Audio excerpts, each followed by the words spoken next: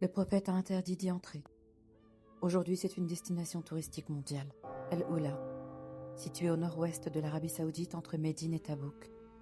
Un désert de pierre, aux falaises dorées, qui cache l'un des récits les plus terrifiants du Coran. Jadis, cette région abritait le peuple de Samoud, une civilisation ancienne, prospère et puissante. Ils taillaient leur demeure à même la roche, bâtissant des cités entières dans les montagnes.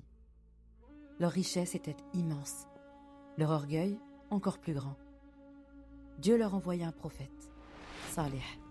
Il les appela à adorer un seul Dieu, à abandonner leurs idoles. Mais ils exigèrent une preuve. Alors Dieu fit sortir une chamelle vivante d'un rocher. Un miracle que personne ne pouvait nier. Salih leur ordonna de la laisser libre, de ne pas lui faire de mal. Mais au lieu de croire, ils la tuèrent. Et c'est à ce moment-là que le châtiment tomba. Une secousse violente, un cri venu du ciel. En une nuit, toute la cité fut détruite. Les Samoud furent anéantis, et leurs demeures, figées dans le temps, sont restées comme un avertissement éternel. Des siècles plus tard, le prophète Mohammed traversa ces ruines lors d'un voyage vers Tabouk.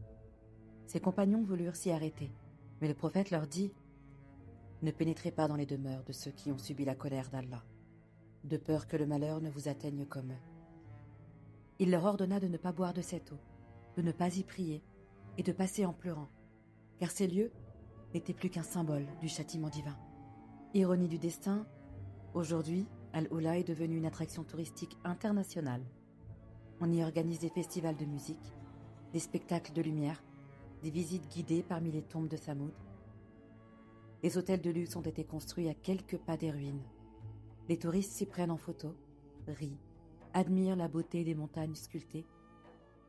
Mais rares sont ceux qui savent ce qu'il s'est réellement passé. Certains lieux sont faits pour être admirés, pas pour être réveillés.